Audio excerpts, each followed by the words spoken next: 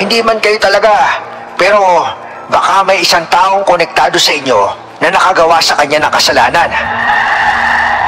Kasi ma'am, kung maglalakad pa po kayo sa kalsada, napakadelikado ho. Ang laki-laki po ng tiyan nyo, tsaka masailan po yan ma'am, di ba? Nasa sementeryo pa kasi yung bahay ko eh. Doon kasi ako iniwan ng asawa ko. Ako na dapat ang namatay! Hindi mo na dapat ako nilagay sa tiyan niya! Gusto ko nang magpahinga at mangyayari lang yan kapag napatay kita!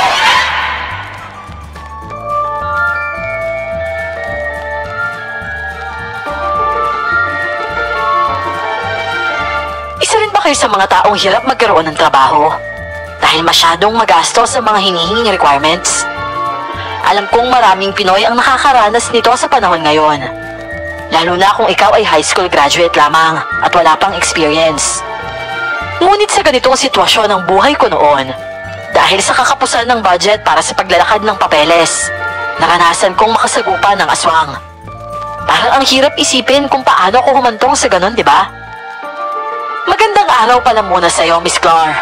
Ganon din sa inyong mga tagapakinig. Ang kwentong ibabahagi ko ay tungkol sa karanasan namin ng pinsan ko noon sa probinsya na pinuntahan namin. Para lubos na maunawaan ng lahat, ako nga po pala si Gerald. At ito ang aking kwento. Bago ko po simulan ng istorya, huwag kalimutang mag-subscribe bilang suporta sa ating channel. Ay, nako. Grabe naman tong mandatory requirements na to. Masyado nang marami. Kailangan ng SSS, Pag-ibig, PhilHealth, NBI clearance.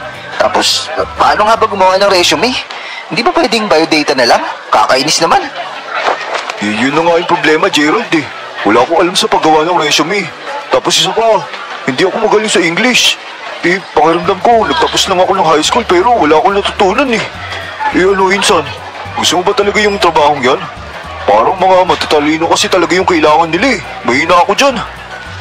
Kung ipilit man natin to, Patrick, wala naman tayong kahit 5 tuling sa bulsa para lakarin to mga to eh. Ni valid ID nga, wala tayo, di ba?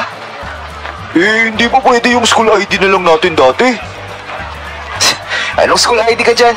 Trabaho yung hanap natin, no? Hindi tayo mag-aaral. Tsaka, wag na nga lang natin ituloy ito. Subukan na lang natin maghanap ng trabaho na biodata lang hinihingi. Siguro, subok tayo sa maliit na grocery sa palengke. O di kaya sa bikasan, meron doon. O sige, kung ganun, tara na, Insan. Bilhin na lang tayo ng biodata. Mas okay yun kasi piso lang isa nun eh.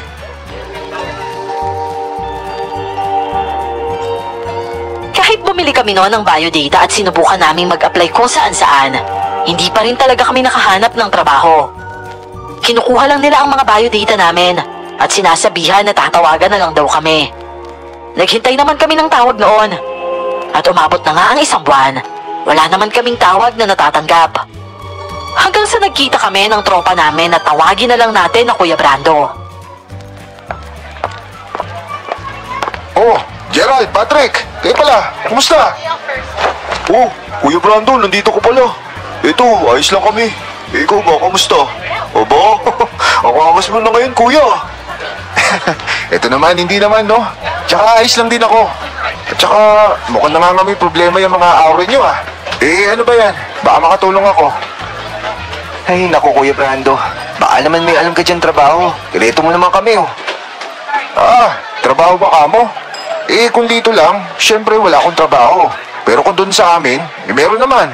Yun nga lang, kailangan nyo lumukas. Ayos lang yan, Kuya.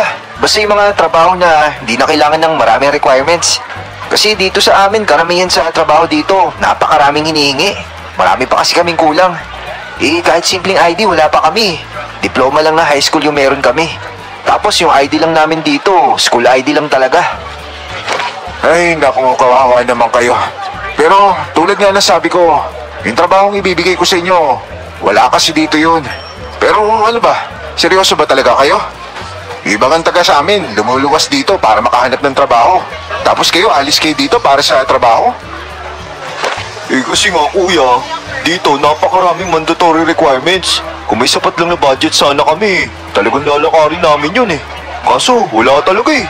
Wala rin kasi kaming mahihiraman. Ganun din naman yung mangyayari kung pupunta kayo sa lugar namin, ah. Kailangan niyo pa rin ng pamasahe. Pero siguro hindi naman sobrang malaki yan, di ba? Kaya naman siguro yan ng 1,000, no? Basta kuya, kahit yung stay in lang. O siya, sige. Sumabay na lang kayo sa akin kung ganon. Pero di ba marunong kayo magmaneho? Meron din kasi dun sa amin na naghahanap ng driver ng tricycle. Kaya nyo ba yon? Ano? Tricycle? Ibig sabihin, mamamasada kami? Abay, oo naman. Kaya nyo ba? Ako kuya, kaya ko yon. Hindi naman ako mapili sa trabaho Tsaka marunong ako magmaneho. At tsaka, para naman makalayo ako dito sa amin. Sobrang ingay kasi ni nanay pag walang pera Mga nanay nga naman. Kung ganun ang gusto nyo, o sige. May pera pa naman ako dito na magagamit pamasahe basta, sa susunod na araw, uuwi na ako. Lilibre mo kami ng pamasahe, kuya? Aba, ayos yun, O siya, sige. Tatawagan ko lang yung may-ari, Tapos, tatawagan ko kayo kapag ayos na. Sa ngayon, mauna muna ako, May asikasuhin pa kasi ako, O sige, kuya. Ingat ka po. Tsaka, maraming salamat talaga, sana nga, matuloy talaga tong plano natin.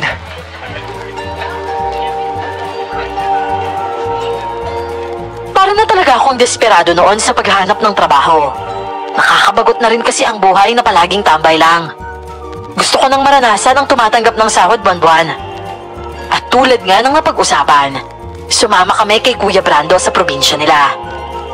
Pumayag naman ang pamilya ko dahil para sa kanila, panahon na para matuto akong tumayo sa sarili kong mga paa.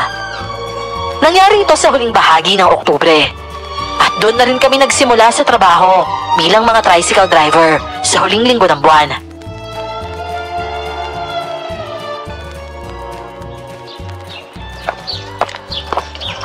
Oh, ano?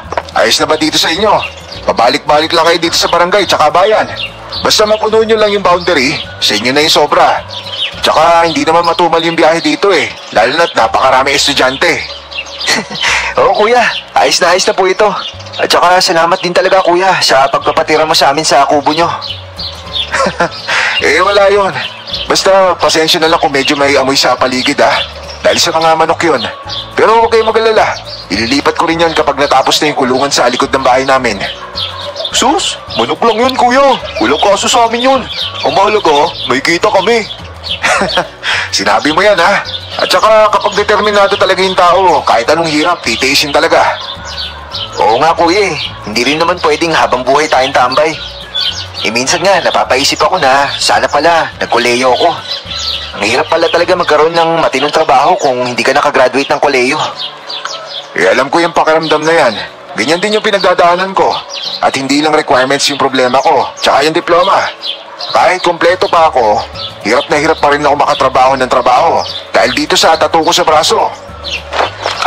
Oo nga pala kuya, may tattoo ka pala bakit ka nga ba nagpalagay niyan kuya? Nako, nung kabataan ko pa to. Trip-trip lang yung pakiramdam ko noon Tapos ang feeling ko, angas-angas ko. Hindi ko naman na malayan na magiging sagabal pala ito balang araw. Parang sumpa ito, na kahit qualified ka, hindi ka pa rin papansinin dahil lang sa tattoo. Sayang lang yung mga pangarap ko. Ang hirap nga Pero ayos lang yan kuya. Sa ngayon naman, kahit maliit na kita, basta may direksyon, panalo na rin yun. Tama ka dyan. Simula lang to. Ang mahalaga, kumikilos tayo.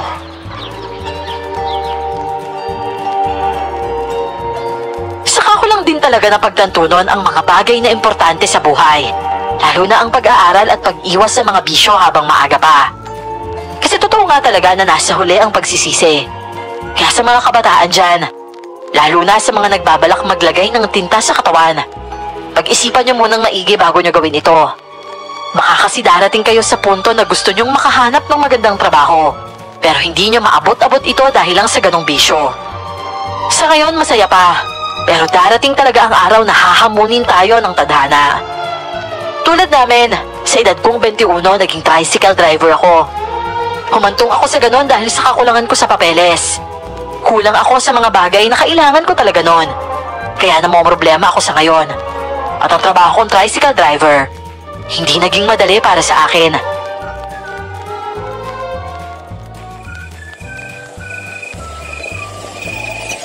Insan, magla-last trip ka pa ba? Siguro mga isa na lang, tapos diretso uwi na ako.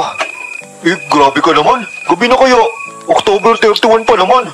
Ang daming mumu sa daan, no? Sigurado ka ba talaga magla-last trip ka pa? Oo naman, no? Hindi naman ako natatakot sa multo. Lalo na kung may mga batang naka-costume lang naman yan. Kung gusto mo lang umuwi, mauna ka na. Susunod na lang ako. O sige, bahala ka. Basta bumili ka na lang ng ulam sa daan mamaya, ah. Ako na lang magsasayang sa bahay.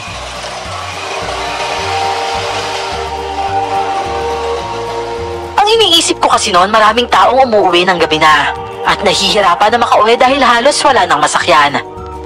Iilan lang kaming tricycle driver noon na bumabalik para sumundo ng mga ginabing pasahero.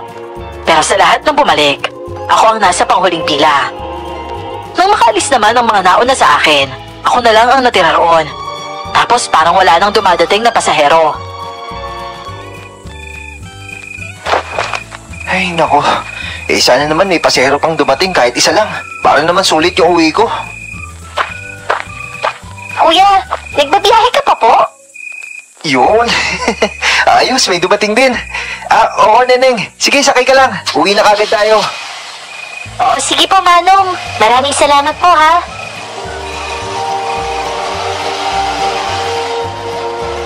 Agad nga akong lumarga noon. May batang sumakay pero hindi ko nakita ang mukha niya. Ang naaaninag ko lang, nakasuot siya ng puting bestida. Huminto muna ako sandali sa isang tindahan para bumili ng sardinas dahil sarado na ang mga karinderya at wala ring mabibilihan ng ulam. Pagbalik ko sa tricycle, tahimik lang ang bata sa pagkakaupo sa loob. Pero napakunot noo ako. Base sa pangangatawan niya, mukhang nasa 7 taong gulang lang siya. Alam kong bata siya mula't simula. Pero ang hirap paniwalaang mag-isa siyang nakauwi ng ganong oras, lalo na sa edad niyang ganon. Bata, matanong ko lang, bakit nga pala mag-isa ka lang umuwi? Gabing-gabi na. Psst! Uy, bata, tinatanong kita, hindi ka ba natatakot? Bakit? Ikaw po ba, kuya? Hindi ka po ba natatakot? Ikaw, hindi ka ba takot? Paano kung may aswang pala, di ba? Tapos atakihin ka kasi gabi na, hindi ka natatakot? Hindi. Pero ikaw ba? Hindi ka takot? Hoy! Hoy! Ba't ganyan yung mukha mo? Diyos ko! Muli ka nga sa upuan mo! Hoy! Huwag kang kumapag dito sa kandungan ko! Hoy! Ano ba ginagawa mo? Mas lalo akong napasigaw ng malakas noon at dahil sa takot, nawalan na ako ng kontrol sa manibela. Hanggang sa hindi na sa kalsada ang takbo nito. Tapos ang batang babae naman noon ay sumisiksik pa talaga sa kandungan ko. Mahaba pa naman ang buhok niya at puti pa ang damit niya. Para talaga siyang white lady pero bata nga lang. Tapos ang mukha niya ay parang multo talagang tingnan. Kaya sa takot ko, dumiretso sa puno ng bangka ang tricycle. Muntik pa itong mahulog sa bangin. Ang masaklap pa noon, ang batang yun ay biglang naging sanggol na nahulog sa lupa. At iyak ito ng iyak.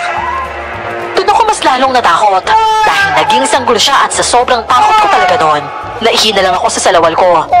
Kumaripas ako ng takbo noon hanggang sa masagi ako ng motor na humaharurot sa gitna ng kalsada. At yun na lang ang huli kong naalala.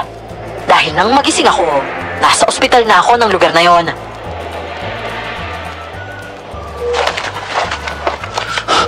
Naku, Inson. Mabuti naman at nagising ka. Grabe ka naman, tinakot mo ako. Akala ko hindi ko nagigising eh. Teka, ano nangyari, Insan? Aray ko, bakit ganito? Parang masakit yung katawan ko ah. Kasi Inson, ang dami mong balda. Tumakbo ka daw sa kalsada tapos sasagi ka ng motor na tumatakbo. Mabuti na nga lang, mabait yung may-ari ng motor na yun eh. Dinala ka pa niya sa ospital.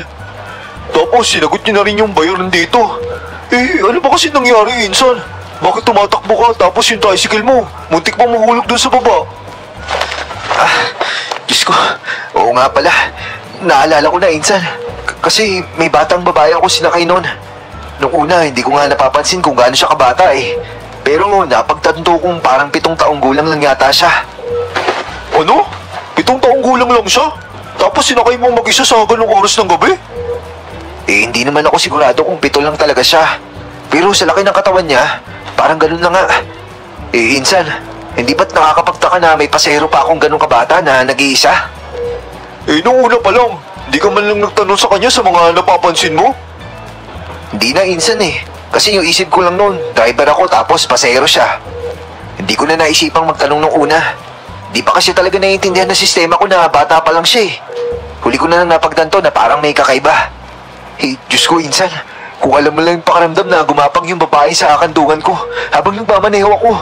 Kung sa'yo kaya mangyari yun, talaga mapapasigaw ka ng nanay eh.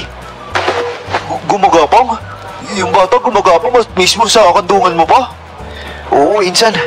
Tapos yung batang yun, biglang naging sanggol. Psst, Insan, pinaglololo ko mo naman yata ako eh. Sinasabi mo ba yung batang 7 taong gulang na yun biglang bumalik sa pagkasanggol? Eh, basta, yun yung nakita ko. Kaya nga sobrang takot na takot ako eh. Nahihipa ako sa takot. Eh, oo nga, Insan. Ang pogi mo nga talaga. Teka, ito pa rin yung suot ko. Oo naman, Insan. Inaasahan mo bang bibihisan kita? Usagwa kaya. Pero, Insan, ang tindi naman yung pinagdaanan mo kagabi. Diyos ko, kung ako yun, baka inatake pa ako sa puso nun eh.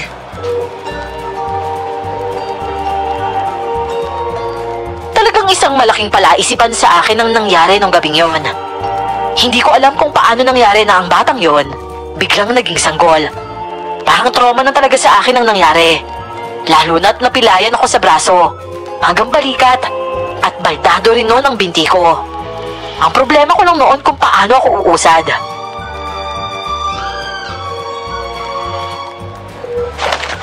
Diyos ko, wala pa akong pera. Ano kayang gagawin ko nito? Insan, may sira pa yung tricycle mo. Natanggal yung isang side mirror. Eh ako naman hindi bumabiyahe kaya sigurado ako magagalit sa atin si boss. Eh dapat kasi hindi ko na talaga bumiyahe nun eh. Eh, yun nga eh. Naging kontento na lang sana ako sa kinita ko nun. Nakakasisi talaga yung ginawa ko. Nakakainis. Oh, yan pala yung nakabundol sa'yo eh. Gising na ba siya, Patrick? Opo ma'am. Kakagising lang talaga niya. Tsaka parang minulto yata siya kagabi. Isang batang babae daw yung nagmulto sa kanya. Batang babae? Eh baka naman nagtitrick or treat lang yon. At hindi naman talaga siya multo. Hindi po ma'am. Yung batang yun po talaga naging sanggol ho. Gumapang po siya sa kandungan ko. Tapos talagang naging sanggol po talaga siya. Kaya nga po ako nawalan ng kontrol sa paghawak sa ama ni Belly. Tapos sobrang nataranta po ako. Nahihipa nga ako ma'am sa salwal ko eh. Teka. Umiiyak ba yung sanggol? Opo ma'am. Umiiyak po siya. Nahulog po kasi siya sa sobrang pagpanik ko. Pero nung gabi naman na yun, wala naman akong narinig na iyak ng sanggol eh. Kahit yung nakapick up na huminto rin nun, ang sabi niya, wala din naman siyang nakitang iba nung gabing yun. Meron pong pick up na tumulong sa inyo ma'am? Oo, meron. Siyempre, mahihirapan ako sa'yo kung ako lang mag-isa. Kaya pumayag siya na gamitin yung pick up niya para madala ka dito sa ospital. Maraming salamat po ma'am ha. Tsaka pasensya na ho kayo. Nadamay pa ho kayo at mukhang kayo pa ho yung gumastos. Pasensya na po talaga ma'am. Ay, Grace na lang. At nakasagasa kasi ako kaya hindi pwedeng takbuhan lang kita. Mabilis rin kasi ang patakbo ko ng motor eh, kaya hindi kita naiwasan. Eh, kasalanan na rin ako. Kaya ito, ako na muna ang bahala sa gastusin dito habang nagpapagaling ka pa. Eh ma'am, nakakaya naman po sa inyo. Wala po kami babayad sa ginastos niyo po dito sa ospital eh. At nawalan po kami ng trabaho ulit. Eh paano po ba namin kayo babalikan? Ibig sabihin ba niyan, gusto niyo ng trabaho? Naku ma'am, opo. Mahalaga po talaga sa amin yung trabaho. Lalo na't mga dayo lang po kami dito. Gusto niyo bang maglako ng balot? Yun kasi yung negosyo namin eh. At saka kailangan din namin ng tagalako. Motor din ang gamit doon. Motor ho? Nako, may balda pa po yung braso ko ma'am. Paano po kaya yun? Hayaan mo, magpagaling ka na muna. Tsaka natin pag-uusapan yung tungkol sa trabaho. Naku ma'am, maraming salamat po talaga. Asahan po namin yan ha.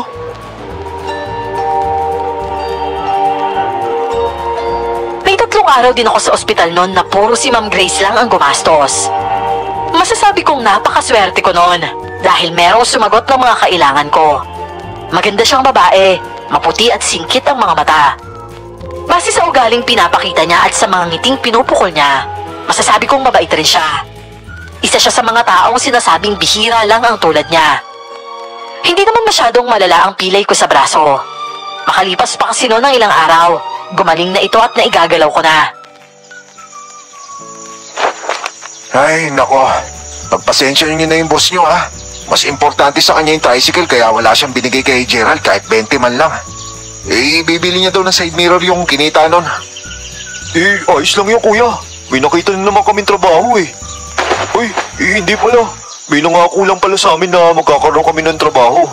Tagalako daw ng balot pero ang gagamitin namin, motor. Ah, mukhang galing yun sa kabilang bayan ah. Ila Grace ba yan? Eh kung sa kanila nga, ingat kayo dun ah. Chinese yung tatay nun. Mas malala yung among Chinese. Mas kuripot yun tsaka stricto. Ah, ganun ba kuya? Naku, kakayanin namin yun. Wala rin naman kaming choice eh. Tsaka malaki na rin yung naitulong ni Grace sa amin. Nakakahiya naman siya tanggihan kuya. Eh, kailangan daw kasi talaga nila. Tsaka isa pa, parang ayos na rin kasi stay in kami dun eh. Wala na kami problema sa tutulugan. Serbisyo na lang yung ibibigay namin. Aba, kung sa bagay, matyaga naman kayo eh. Sigurado ako kakayanin nyo yan. Iyo nga pala, para mas mabilis ka makabawi Gerald, itong tinolang manok ko, para naman makahigop ka ng sabaw. Naku, maraming salamat Kuya Brando ah. Nagkabala ka pa. Uy, grabe yan kuya. Makakatikim na rin kami na may sabaw. Puro kasi kami sardinas nitong linggo eh. Nakatikim lang kami na masarap na pagkain dahil kay Ma'am Grace. Tipid na tipid kami kasi gusto namin makaipon talaga eh. Abay, ayos yan. Pero para sa naman yung pinag-iipunan nyo? Para rin po sa trabaho kuya. Para ma-applyan po namin yung gusto namin trabaho. Tulad ng sa mga mall, sa fast food restaurant. At saka hindi naman sa amin namalit namin yung trabaho ng tricycle driver ah. Pero sa edad kasi natin, mas bagay talaga sa atin yun eh. Eh, mabuti pa pala kayo. Eh, ako kaya, may pag-asa pa kaya sa ganun? Oo naman kuya. Ipabura mo lang yung tattoo mo, ayos na. Magbabago yung buhay mo kapag wala yan. Hayaan mo, kapag nakapwesto kami, tutulungan ka namin dyan. Oo nga kuya, tumutulong ka sa amin eh. Babawi na lang po kami kuya.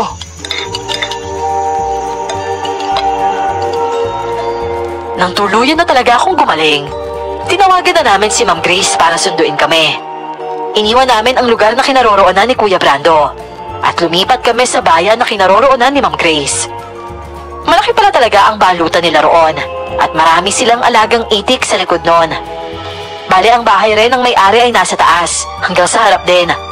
Sa gilid lang talaga ang daan papunta sa balutan at lusot ito hanggang sa likuran.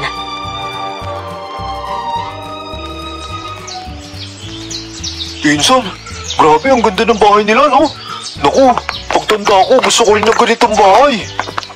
Pero pinsan, sigurado ako kailangan mo ng milyon para makapagpatayo niyan. Oo nga eh. Tsaka itong balutan nila, ang laki din no? Sa tingin mo, naubos kaya sa isang araw yung nasasayang na balot dito? Eh, ewan ko. Pero siguro naubos din. Kasi nilala ko gamit yung motor eh. At nakakarating pa nga raw sa ibang bayan, di ba? Oh, Gerald, Patrick, ayos lang ba kayo dito? Pasensya na kayo kung medyo natagalan ako sa loob ha. Ang tagal kasing sumagot ng tatay ko eh. Pinaalam ko lang na nandito na kayo. Tara na, sumunod kayo sa akin. Ituturo ko sa inyo yung kwarto nyo.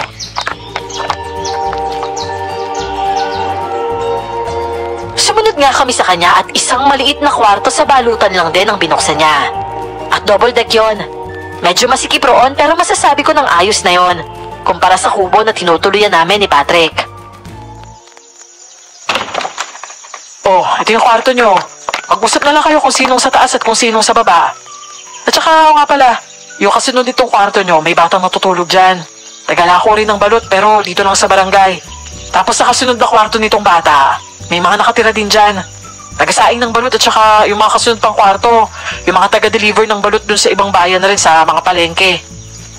Oo, kaya pala marami ring incubator ako nakikita. Kasi marami talaga kayong balot at marami kayong tauhan, ma'am. Ah, oo. Kasi yung likod nito kung makikita nyo, kulungan namin ng itik yon. May mga taga-alaga rin sa mga yon. Eh, ayos din pala, no? Ma'am Grace, maraming salamat po talaga. Malaking tulong po talaga sa amin to. Sus, ano ba kayo? Wala nga naman yun. Ang totoo nga niyan, masaya ako dahil nahanap ko kayo eh. Sana naman magkakasundo tayo sa trabaho, no? Naku, ma'am, maayos talaga kami magtatrabaho. Yun po kasi talaga yung kailangan namin sa buhay eh. Simple lang po kasi talaga yung pangarap namin pero gustong-gusto po namin maabot yun. Ganun ba? Nakakatuwa naman pala kayo eh. Tama yan, mangarap lang kayo. masaya akong malaman na isa yung pagtatrabaho nyo sa balutan namin yung paraan nyo para maabot yon. Walang imposible sa taong nangangarap, Patrick. Tandaan mo yan. Kaya tama yan na may malakas kayong determinasyon para sa pag-abot nyo ng mga pangarap nyo.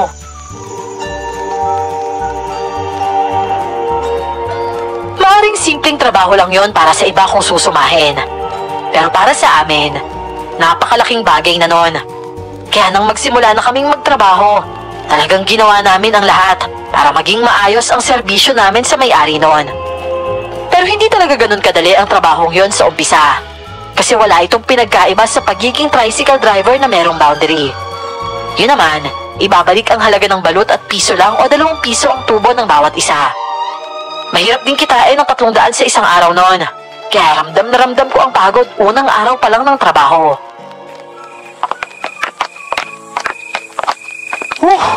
Ang hirap din pala dito, Insan, no? Pero sige lang, kaya natin to. Ipon lang tayo dito, Insan. Kapag may pera na tayo, una natin kukunin yung postal ID. Oh, bakit naman postal ID? Valid ID yun, di ba? At sa oras na meron tayo nun, madali na lang kunin yung ibang mandatory requirements. Basta't simulan lang natin sa postal ID, Insan. Tapos budget lang tayo. Tuloy-tuloy na yung proseso niyan. Grabe, dapat hindi pala kape is life, no? Dahil yung totoong susi kasi ng buhay, ID talaga. Kaya dapat ID is life. Ang corny naman ng joke mo, Insan. Pero seryoso talaga ako, ha. Yun talaga yung kailangan natin. Valid ID tsaka resume. Pero kapag meron na tayong valid ID, pag-aralan natin kung paano gumawa ng resume. Di ibig sabihin, may balak ka talaga umalis dito. Bakit? Ikaw ba? Gusto mo bang habang buhay ka na lang nandito? Kasi kung ako, ayoko. May pangarap pa akong higit pa dito. Ako din naman, may pangarap din ako higit pa dito eh. Pero syempre, hindi naman tayo alis kagad dito, di ba? Tinulungan kasi tayo ni Ma'am Grace. Nakakaya naman kung alis tayo kagad. Oo naman, alam ko yun. At sa kinikita natin dito, hindi tayo makakaipon kagad.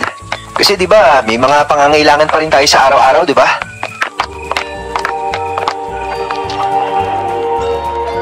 Nang makabalik naman kami sa balutan, doon na namin nakita ang ilan sa mga nagtatrabaho. Yung mga nagmamaneho ng maliit na truck at mga nagsasaing ng mga balot, pati na rin yung mga nangunguha ng itlog ng mga itik sa likuran. Oh, kayong dalawa. Kayo yung mga bago, di ba? Kamusta naman yung mga nalakaw niyong balot? Naibenta niyo ba lahat? Yung sa akin po, kinuha nung nasa lamayan dun sa isang barangay na napuntahan namin. Nagsama na lang po kami sa isang barangay para po kapag naligaw, damay-damay na po kami. Oo nga naman. Di ibig sabihin pala, ubos yung balot ninyo. Opo, Manong. Lagayan lang po yung natira. Oo nga pala, Manong. Patrick po pala yung pangalan ko. At ako naman po si Gerald, Manong. At ako naman si Uloy. Pero tama yan. Manong na lang ang itawag niya sa akin. At ito naman si Nida. Siya yung isa sa mga taga-saing dito ng balot. Ako kasi, yung trabaho ko, taga-bosisi ng itlog kung balot ba ito o di kaya'y baog na. Tapos itong mga driver na ito, si Oscar at Ricardo. Yung dalawa din dun sa likod si Marcelo at Rina. At ito, yan si Chen Chen, ang anak ko. Hello po mga kuya. Tatay, kukuha pa po ako kasi marami pa pong gustong bumili eh. Nako, Patrick. Oh, bakit ba? Ano naman nangyari sa'yo at para ka nakakita ng multo dyan? Kasi itong batang to, ito yung sumakay sa tricycle ko nung gabing yun eh. Ano? Siya yung batang yun? Iyo. Saan ang tricycle? Naririnig ko kasi.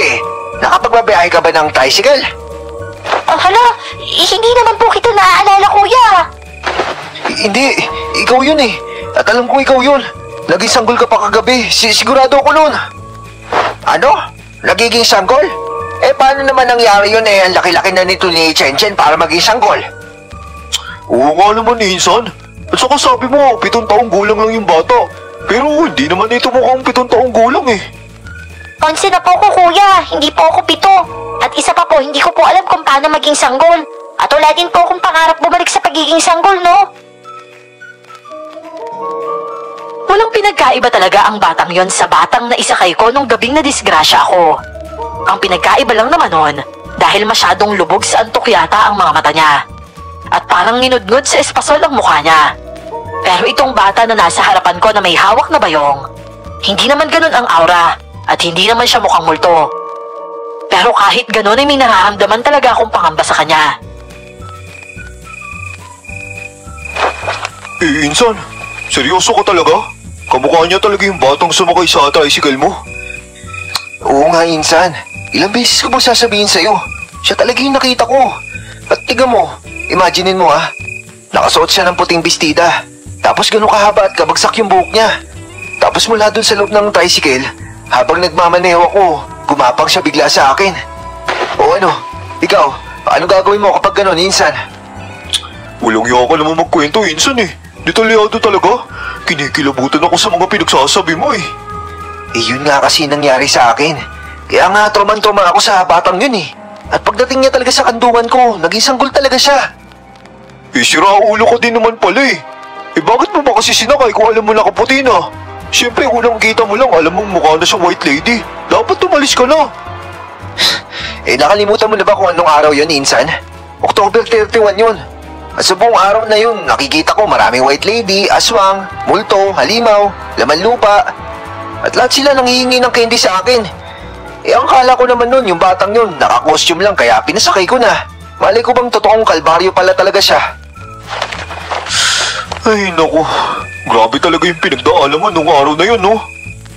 Eh kaya nga wala akong tiwala sa batang yun ngayon eh. Tsaka talo talaga ako kasi hindi ko mapapatunayan na siya talaga yun. Wala naman ako hawak na ebidensya eh.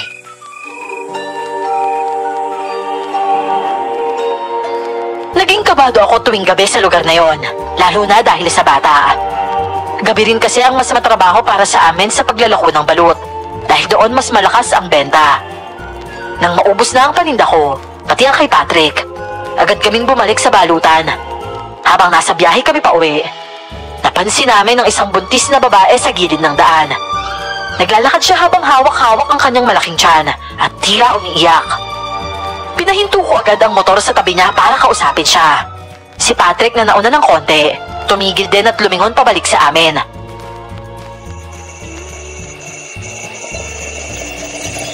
Madam, gabing-gabi na, bakit nasa labas pa ho kayo? Mukhang wala ka pa pong kasama. Iniwan kasi ako ng tatay ng anak ko eh. Hinayaan niya akong maghirap na nag-iisa. Wala talaga siyang puso. Niloko niya pa ako. Naku, nakakaawa naman po kayo. Eh, saan ho ba kayo nakatira? Ihatid ko na lang po kayo. Baka kasi mapaano kayo, ma'am. Buntis pa ho kayo, oh. Malayo pa dito yung bahay ko pero lalakarin ko na lang. Ayos na ako. Natatakot na talaga kasi ako magtiwala sa mga lalaki eh. Oh, Insan, ano na? Ayaw ba niya sumakay? Eh, may trust issue sa lalaki. Ma'am, alam ko mahirap talaga magtiwala pero hindi po ako masamang tao. Ako nga pala si Gerald. Tapos, ito naman po yung pinsan ko, si Patrick. Eh, ihatid ka na lang namin kung saan po kayo nakatira. Ituro niyo lang po sa amin yung bahay niyo. Kasi ma'am, kung maglalakad pa po kayo sa kalsada, napakadelikado ho. Ang laki-laki po ng tiyan niyo, tsaka maselan po yan ma'am, di ba? Oo nga po, ma'am. Ihatid ka na lang namin. Malapit lang ba yung bahay niyo? Nasa sementeryo pa kasi yung bahay ko eh. Doon kasi ako iniwan ng asawa ko. Naku, Insan. Sementeryo pa pala. Saan ba dito yung sementeryo? Parang nakakatakot naman punta doon ng ganitong oras ng gabi. Alam nga naman pabayaan natin siya dito. Nakakakonsensya yun. Tsaka buntis pa siya, oh. Paano kung mapahamak yan dito? Oo na nga. Ihatid na nga natin. Wala naman ako sinabing hindi eh. Kung sinasabi ko lang naman, parang nakakatakot yun, di ba? Pero sige na nga. Tara na. Alis na tayo ngayon na. Ma'am, tara na ho. Sakay ka po sa motor ko. Marunong po ba kayo sumakay patagilid? Para hindi naman po maipit yun siya nyo. Tsaka umawak lang po kayo sa akin. Hatid ka namin. Tsaka, ano nga po palang pangalan mo, ma'am? Ako si Janine. O sige po, ma'am Janine. Umangkas na kayo sa motor ko, Tagilid lang po kayo tapos sumawak kayo maigi, Maraming salamat,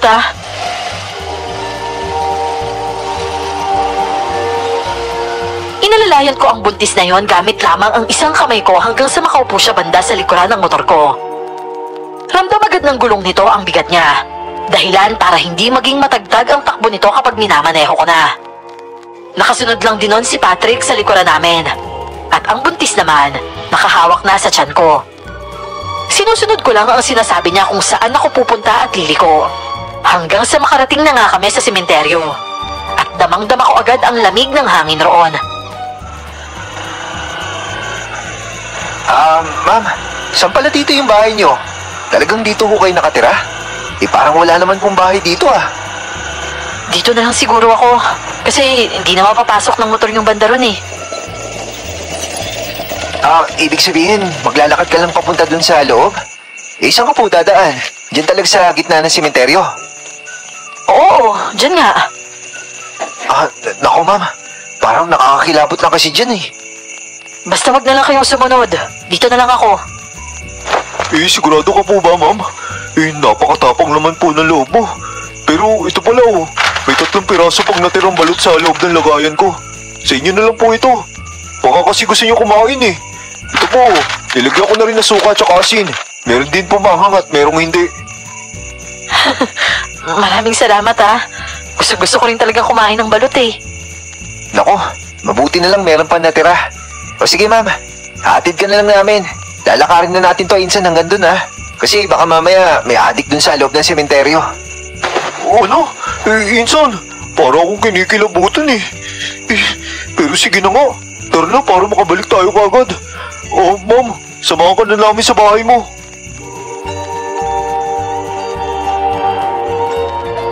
Ang hirap talagang paniwalaan na dun siya talaga nakatira.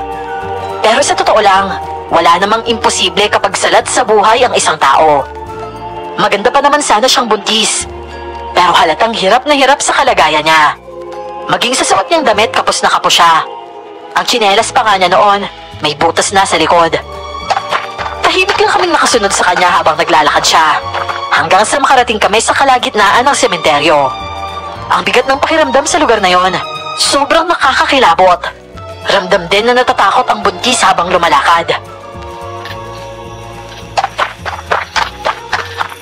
Janine, ayos ka lang ba? Natatakot ka rin dito, no? Nakakatakot naman talaga dito eh. Pero wala naman akong magagawa. Dito lang ako pwedeng tumira. Kung meron lang talaga kami sariling bahay, pwede ka na namin kunin. Sa amin ka na lang tumira kaso wala talaga eh. Pero saan mo banda talaga yung bahay mo? Grabe kasi. Ang lamig kahit yung simoy ng hangin. Kakaiba dito. Tapakan mo lang yung loob mo, Patrick. Basta maihatid lang natin siya. Uuwi na tayo. Hindi na. Pwede na kayong bumalik. Baka kasi mapalayo pa kayo eh. Malapit naman na kasi yung bahay ko. Hindi. Ihatid ka na namin para sigurado maayos ka. At saka, oo nga pala. Ilang buwan na yung tiyan mo? 7 buwan pa lang to. Pero kahit 7 pa lang to, pakiramdam ko, anumang oras pwede na akong manganak. Nako, hindi ka pala pwede dito mag-isa. Paano na pala yan? Ay, hindi ko nga rin alam eh. Ang hirap naman ng sitwasyon mo dito. Pero wala ka bang mga magulang dito? Kahit kapatid o kamag-anak. Hindi kasi ako taga rito, kaya wala akong pamilya dito. Yung nobyo ko na iniwan ako, siya yung taga dito. Edi siya ilapitan mo. Puntahan mo siya sa kanila tapos humingi ka ng tulong. Kasi naman na nandito ka. Grabe naman yun. Talagang gano'n siya kawalang puso. Janine, nag-addict pa yung nobyo mo? Nakakaya ka niyang tiisin ng ganyan? Sobrang galit na galit siya sa akin kaya wala nang awa yung natira sa katawan niya. Ay, kung kaya ko nga lang pumatay, papatayin ko na talaga siya eh. Naku, masama yung ganyan ha. Oo siya, sa babanda yung bahay mo dito. Parang dulo na to ng bahagi ng sementeryo oh.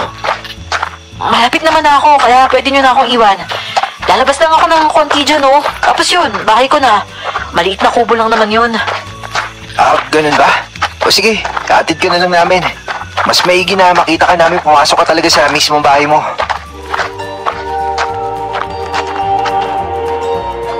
Yun na ang ginawa namin. Narating namin ang pinakalikuran na bahagi ng sementeryo at malawak na espasyo naman ang naroon. Pero labas na nga yun sa sementeryo. Bale ang daanan lang talaga niya ay nasa gitna ng mga libingan. Nakita namin ang kubo niyang maliit lang naman. Nakaangat ang sahig nito at maliit lang din ang pintuan.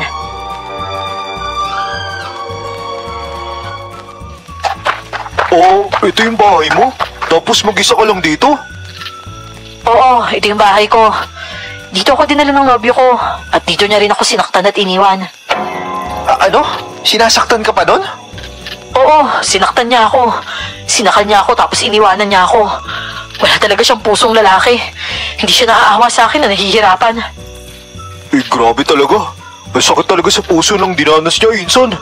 Eh, bakit ba may ganun lalaki, no? Janine, hayaan mo. Ngayon at malapit ka ng mga anak, bibisitahin ka namin dito palagi. Abangan namin yung sitwasyon mo. Pangako yan. Basta alagaan mo yung sarili mo, ha? Oh, ito pala, oh. Pera. 300 ang kinita ko ngayong araw. Sa'yo na itong 200, oh. Ha? Bakit naman 200?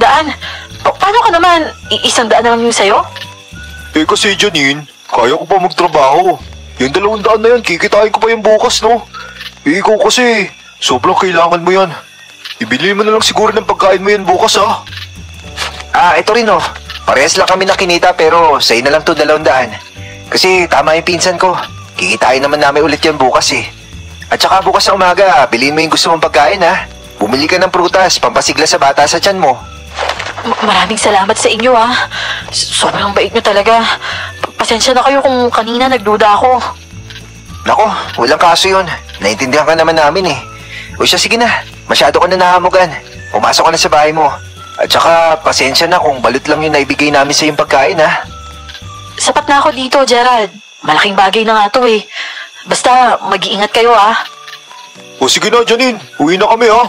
Bukas, pupunta ka namin dito. Mag-ingat ka dito sa bahay mo, ha? Eh, Insan, tara na. Uwi na tayo. O sige na, Janine. Pumasok ka na. Maraming salamat ulit sa inyo, Patrick, Gerald.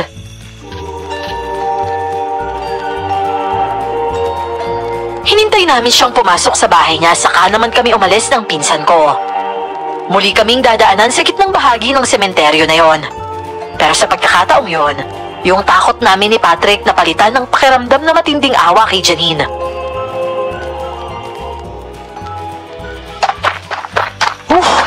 Grabe naman yun, Insan. Nasasaktan talaga ako. Alam mo yun, parang gusto kong umiyak. Oh, edi umiyak ka. Wala namang pumipigil sa'yo ah. Pero patunay lang yun na may puso ka kumpara doon sa taong nanggago sa kanya. Eh, nakakainis no? Bakit kaya may mga taong halang talaga yung mga bituka no? Kaya nga eh, baka nakadroga yun. Parang wala kasing kaluluwa. Eh, Insan, anong plano mo bukas? Pupuntahan mo ba siya dito? Siguro sa hapon na. Kasi may pera pa naman yun eh. Makakabili yun ng pagkain niya. Insan, mukhang yung pangarap mo, mapupunta na sa iba. Ha? Alam mo pupunta sa iba? Dahil kasi sa awa natin eh, hindi tayo makapag-ipon. Grabe. Ramdam mo yun? Ang lamig ng hangin, Insan. Oo nga eh. Parang hindi normal yun ah. Kuya, uuwi na ba tayo? Patrick! May multo! Aray ko! Hoy! Bitawan mo ako! Yung damit ko! Hoy! Eh, iwan mo kasi ako eh. Sabay tayo tatakbo. Ano ka ba? Ibilisan mo kasi! Ang laki-laki naman kasi ng katawan mo eh! Pero, Insan, sino ba yung batang yun? Ano ba yun? Kuya! Kuya, isama niyo na po ako umuwi! Diyos ko naman! Ano ba yan? Bakit umapal to sa atin? At kumusta siya pa si Chen ah? Eh oo nga! Kasi si Chen yan! Tignan mo! Ayoko na lumingon! Bahala ka dyan! Pero, teka, saan ba tayo dumaan? Nasaan na tayo, Insan? Yun ang masaklap na pinagdaanan namin nung gabing yon. Kasi sa laki ng sementeryo, hindi na namin alam kung saan kami dumaan. Takbo kami ng takbo at palusot-lusot sa mga libingan. Pero lagi kaming napupunta sa dead end. At wala doon ang lusutan palabas kung saan namin iniwan ang mga motor namin. Walang ya. Nawala na tayo, Insan. Saan na tayo dadaan? Eh, saan ba kasi tayo dumaan kanina? Eh, ewan ko nga eh. Hindi ko talaga matandaan. Eh, bakit kasi hindi mo tinandaan? Ngayon, paano tayo makakauwi nito? Anong gagawin natin sa batang yun? Eh, ikaw, ba't hindi mo tinandaan? Parehas lang naman tayong bago dito ah. At yung batang yun, nakita mo, di ba? Si Chen yun. Oo nga, si Chen yung nakita ko. Bale, multiversion ni Chen. Kuya, sasama na po ako sa inyo! Muli kaming kaming nagsigawan ni Patrick nang marinig ang boses ng bata na nasa itaas lang namin banda. Sobrang nakakapanindig balahibo talaga nang makita ko ang batang nakadapa sa ibabaw ng libingan na sinasandalan ni Patrick. At ang buhok nito ay nakalugay, halos malapit na sa ulo niya. Tapos ang kamay ng batang yon ay bumababa sa kanya at naging dahilan naman nun ang pagtakbo namin. Oh! Walang yan na yun! Si Chenchen nga yung bata! Pero bakit siya nagiging ganun? Oh, di ba? Sabi ko sa iyo siya yung bata sumakay sa tricycle ko. At baka siya yung dahilan kung bakit hindi tayo makalabas-labas dito sa sementeryo. Ito rin na lang! Bumalik na lang tayo siguro kay Janine! Ano? Ano bumalik? Kaya natin to, Patrick. Buntis si Janine. At malaki yung tiyan nun. Paano kumakunan yun dahil sa atin, ha? Kuya, laro po tayo. Ano ba laro? At alam mo, Chen, wala naman kami kasalanan sa iyo kaya huwag ka manakot, pwede? O siya, ganito na lang. Bukas, tutulungan kita maglako. Basta ngayon, hayaan mo naman akong makalabas dito. Tsaka huwag ka naman manakot. At saka Insan, kung kilala naman natin tong batang to, bakit pa tayo natatakot? Ewan ko, bakit hindi mo tanungin yung sarili mo takot na takot ka nga dyan? Laro tayo ng tagu-taguan, mga kuya. Diyos ko, tago-taguan pa nga daw. Dapat galingin niyo sa pagtatago, ha? Kasi yung makita ko, kakainin ko. Kakainin? Chen, alam mo, mabuti pa umuwi na tayo, no? Sumabay ka na lang sa amin. Magtago na kayo. Oh, Insan, anong nangyayari sa kanya? Bakit nagiging ganyan yung itsura niya? Patrick, delikado siya kapag naging sanggol. Kailangan natin tumakbo! Bilis! Kumaripas kami ulit ng takbo at habang tumatakbo, hinubad ko ang damit ko at binaliktad ito. Naging automatic din na gano'n ang ginawa ni Patrick. At sa kasamaang palad, may maliit nang nilalang na humahabol sa amin. Animal Patrick! Naging sanggol na nga siya! Ah! Insan! Ano gagawin natin? Ang bilis niya! Aray ko! Insan! Patrick! Hoy! Bitawan mo yung pinsan ko! Aray ko! Nasa baso ko siya, Insan! Ang sakit ng kagat niya! Apasin mo! Bilisan mo! Sa sobrang pagkataranta ko ay nabitawan ko pa ang isa kong tsinelas habang sinusubukan ko itong kunin. Yung isa naman, wala na sa paa ko. Sa lugar namin kinaroroonan ay may isang ilaw na pinakabit daw ng kaanak ng isang mayamang pamilya. Kaya doon sa mausoleum na yon, malinaw kong nakita ang sanggol na karga ng babae. Ang nagawa ko na lang sa sobrang takot ay hawakan ang sanggol. May umbilical cord pa nga ito at inihagis ko sa gate ng isang mausoleum. Para siyang biglang nahilo pagkatapos noon at naging isang kaawa-awang sanggol na umiiyak pa rin. Patrick! Bilisan mo, tumayo ka na! Nasa ba yung mga tsinelas ko? Sandali, yung din! Ayun! Halika na, Insan! Habang tao pa lang yan! Ibitbitin mo lang yung tsinelas mo! Aray ko! Ang talaga ng braso ko! Talagang nagawa pa naming damputin noon ang mga tsinelas namin at nagpatuloy kami sa pagtakbo. Daing nang daing si Patrick noon sa sugat na natamo niya. At dahil nakabaliktad na ang damit namin, nakalabas kami ng tuluyan sa sementeryo. Aray ko! Ang sakit talaga! Sobrang hapdi nito, Insan! Ano? Kaya mo ba magmaneho? Iwan mo na lang siguro dyan kung hindi kasi baka madisgrasya ka. Kaya ko, Insan. Hindi naman sobrang malaki yung kagat niya pero syempre, mahapdi dahil pulit niya yung laman ko. Pero baka mamaya maging dahilan pa yan ang disgrasya mo. Pero hindi natin pwede iwan yung motor dito. Baka mamaya nakawin to. Ano naman ipambabayad ko kay Ma'am Grace? O siya, sige. Basta kaya mo, ha? Bilisan mo. Mamaya maging halimaw na naman yung sanggol na yun. Mga kuya. Anak na! Patrick! Bilisan mo! Mabilis kong pinaatras ang motor ko para maipwesto ito at saka sinakyan. Mabuti na lang isang sipa ko lang nito ay umandar agad. Ganon din ang nangyari kay Patrick. Teka lang po, kuya. Sasakay po ako. At ano, ha? Kakagatin mo ako! Bilis, Patrick! Mauna ka na! Sige na po, kuya. Pasakayin mo na po ako. Napakakulit mo! Diyan ka na! Lagot ka sa akin bukas na bata ka! Humanda ka talaga sa akin sa umaga! Nung pinaharurot ko na ang sasakyan ay narinig ko pa ang mabangis na paghangos ng sanggol na nasa halimaw na anyo na. Patalon-talon itong humabol sa motor ko. Pero sa bilis ng pagpapatakbo ko ay hindi ko na ito nahabol pa. Mabuti na lang din talaga at mukhang bago pa ang mga motor na gamit namin ni Patrick. Matulin ang takbo ng mga ito at kayang makipagkarera sa mga rider. Pagdating naman sa balutan, pagbaba niya mismo sa motor niya ay tamang salampak na lang talaga siya sa magaspang na simento. Narinig ko siyang humikbi at napapamura sa mga pinagdaanan namin. Hindi naman kasi kami kasintapang ng iba na kayang tatagan ang sitwasyon. Sobra kasing hindi biro ang pangyayaring yun sa amin, kaya mahirap talagang maging matapang sa mga oras na yon.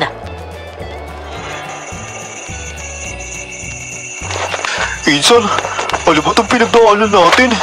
Gusto lang naman natin ng trabaho at tumulong lang naman pero bakit para tayo yung napaparusahan? Ay grabe, sumisikip talaga yung dibdib ko sa takot. Alam naman natin kung sino yung sanggol na yun eh. Lagot talaga sa akin yung bukas. Mabuti pa, tumayo ka na dyan. Pumasok ka na. Ako na lang siguro magagarahin itong motor. At saka kung kaya mong kumilos, makikisuyo ko. Magpakulo ka ng tubig para dyan sa sugat mo. Malinis natin mamaya. Tutulungan na kita. Baka mamaya sumunod yun, di yari ka. Patrick? Gerald? Oh, bakit parang ginabi naman yata kayo ng sobra? Ang sabi ko, kahit hindi maubos, ayos lang yun. Huwag niyong pilitin kasi may bukas pa naman. Kanina pa talaga sana kami, ma'am eh. Kaso may natid pa kaming buntis pauwi sa bahay niya.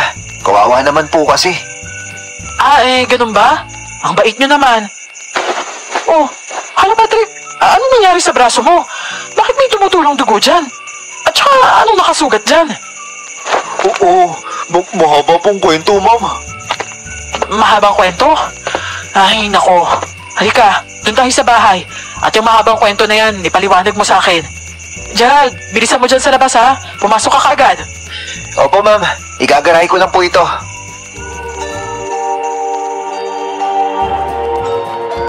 Pumasok na sila sa loob ng bahay habang ako naman ay itinabi ang dalawang motor sa garahe.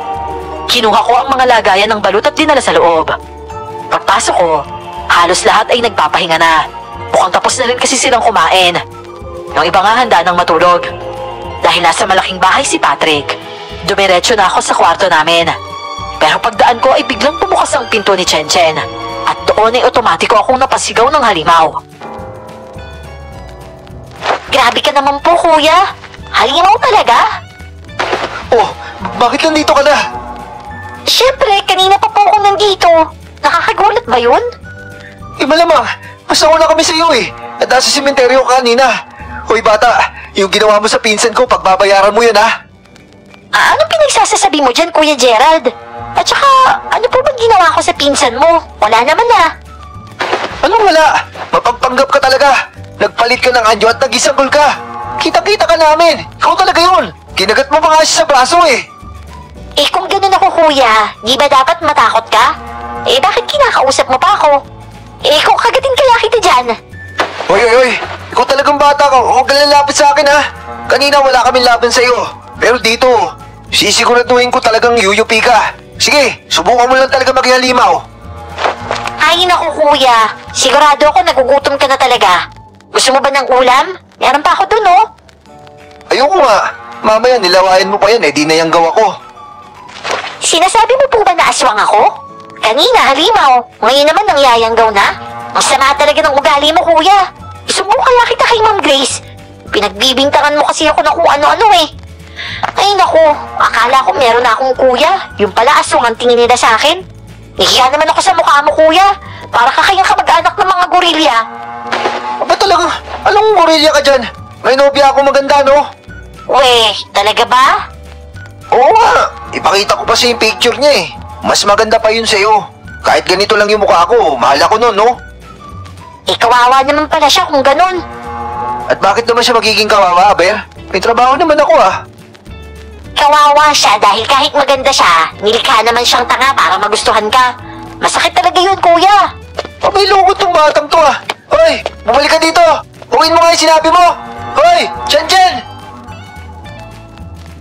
Wala naman akong nobya talaga. Sinabi ko lang yon para depensahan ang sarili ko sa sinabi niyang hindi ako gwapo. Pero imbis na makadepensa ako, ang galing pa rin niya talagang lumusot. Para siyang sementadong pader na kapag binato ang bola sa kanya, babalik pa rin sa akin ito. Pumasok na lang talaga ako sa kwarto noon. Umupo ako sa higaan ko at napabuga ng hangin. Pero may parte sa akin na nagtataka. Kahit napalagay ko ako rin ang makapagpapaliwanag, hindi ko lang alam kung paano. Sa sementeryo kasi kahit alam kong si Chen Chen ang batang yon na nakaputi. Sobrang takot na takot ako. Pero dito pag-uwi, nagawa ko pa siyang kausapin at makipagbardagulan pa sa kanya. Kumbaga, bilang normal na siya, komportable ako. Pero kung umasta siyang multo, hindi ko kayang humarap sa kanya. Para kasing may kakaiba pero mahirap paniwalaan na hindi sila iisa.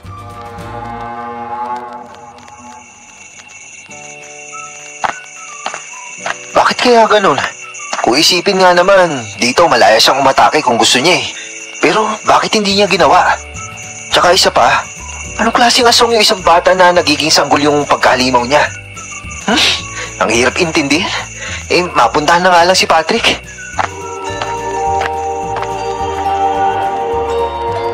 Pero bago ako pumunta sa kabila, nagpalit muna ako ng damit at saka tumuloy na. Kumatok lang ako sa pintuan at katulong ni Ma'am Grace ang nagbukas nito. Pinapasok ako nito sa loob at nadatnan kong nililinisan na ni Ma'am Grace ang sugat niya sa braso.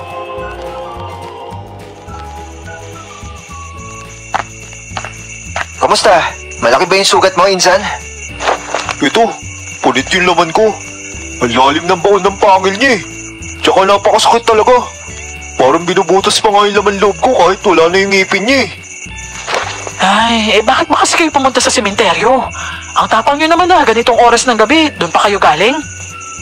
Eh, meron po kaming kasing hinatid ma'am na buntis. Doon nga po siya nakatira sa dulo ng sementeryo eh. Yung bahay ko po doon. Eh, kung hayaan namin siya umuwi mag-isa, baka mapahamak po siya. Kawawa nga po kasi buntis eh. Grabe naman yan. Sa panang buhay ko dito, ngayon lang ako nakarinig na may nakatira doon sa dulong bahagi ng sementeryo na yun eh.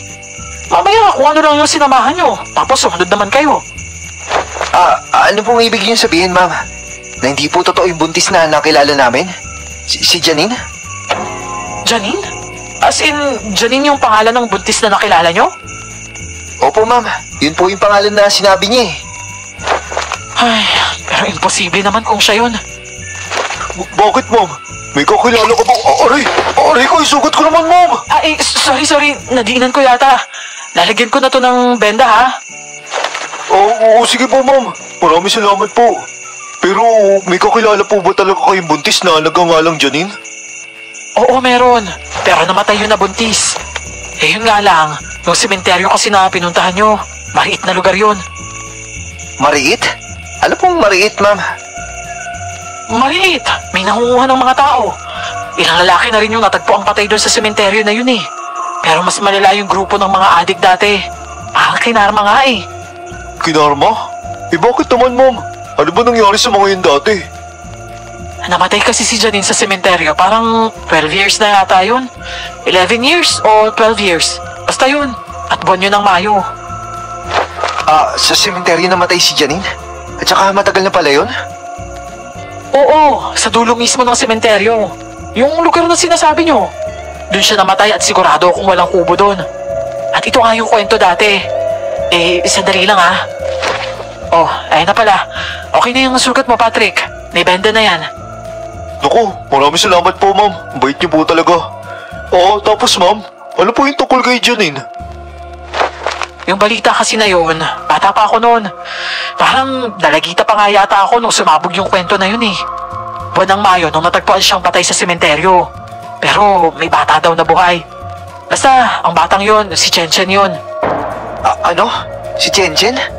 Teka, ilang taon na si Chen Chen noon, ma'am? Sanggol pa lang siya noon. As in, may pusot pa siya na nakadikit pa sa nanay niya. Oh, alo, ang lupit naman. Eh di ibig sabihin po, si Chen Chen dito na talaga nakatira sa inyo dati?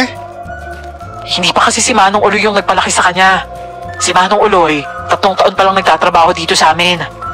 Dala na niya si Chen Chen noon kaya nandito na rin siya ngayon. Pero mabalik tayo kay Janine. Namatay siya nung buwan ng Mayo. At pagdating ng Setyembre, sunod-sunod namatay yung mga adik na laging tumatambay doon sa sementeryo. Lahat nga sila walang ari eh. At ang itsura ng pagkakaputol noon, parang nginat-ngat. Nginat-ngat, ma'am? Teka nga sandali. Sige ma'am, ano po sunod nangyari? Pagtatagpi-tagpiin ko nga. Para kasi nagtutugma-tugma eh. Pero yun lang naman yung grupo na pinatay sa brutal na paraan eh. Pagkasunod nun, yung ibang namamatay doon, namamatay na lang. Parang namatay nga lang sa sindak. Eh di ibig sabihin, yung mga adik na yun, posibleng sila yung pumatay kay Janine. Yun din ang hinala ng mga tao rito. Pero nangunguha pa rin talaga siya. At yung sinasabi niyong sanggol na humahabol sa inyo, parang ang hirap isipin kung paano naman nangyari yun. Eh, paano nga kung hindi talaga normal si Chen, ma'am? Sa dahilan kung bakit ako na-disgrasya nun eh. Tapos malinaw na siya talaga yung nasa sementeryo. Nagiging halimaw na sanggol talaga siya at nangahabol. Eh, yan ma'am oh. Yan yung ebidensya. Yung sugat ni Patrick. Eh, naniniwala naman ako sa inyo. Pero mahirap kasing lagyan ng patunay. Alam niyo yung mga tao rito, karamihan mas naniniwala sa multo kaysa sa aswang.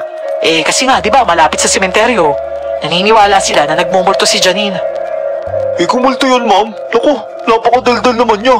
Nagbigay siya ng impormasyon tungkol sa sarili niya. Doon daw siya binahay ng nobyo niya eh. At doon din daw siya iniwan matapos saktan.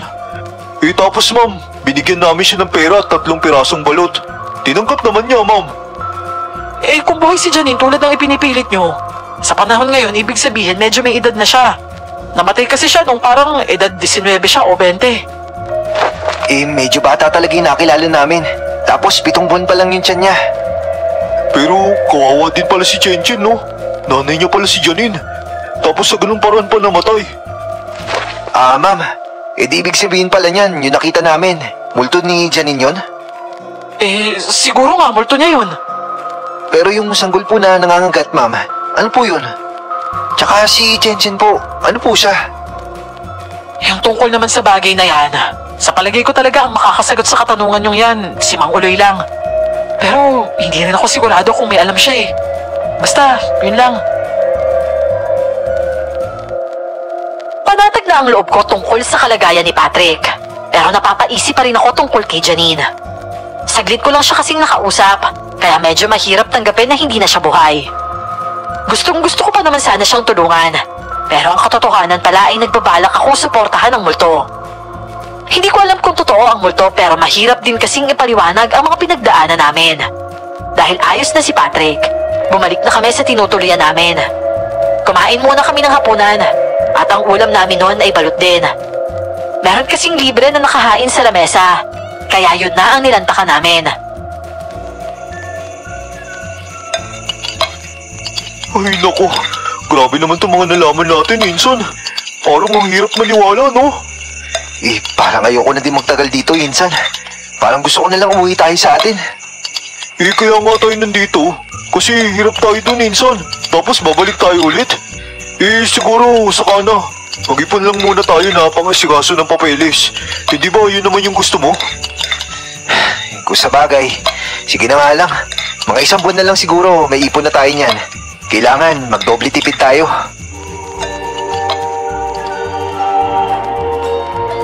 Talagang yun ang naging desisyon namin. 1 buwan na pagtatrabaho roon at todo tipid ang gagawin namin. Pero kinabukasan naman noon, nung umaga ay natsambahan namin si Mang Uloy at naitanong ang tungkol kay Chen.